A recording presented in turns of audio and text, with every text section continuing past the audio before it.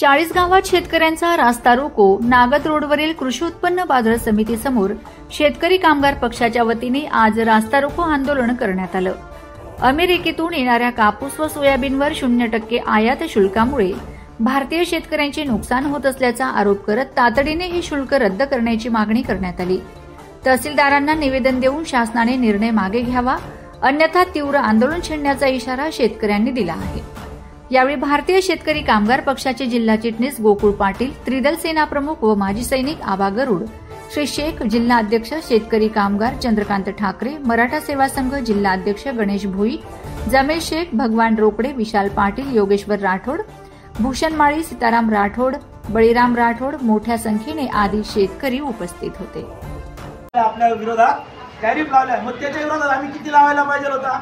जो 11 होता तो 11 बी ठेवला नाही, तो किती केलाय? 0.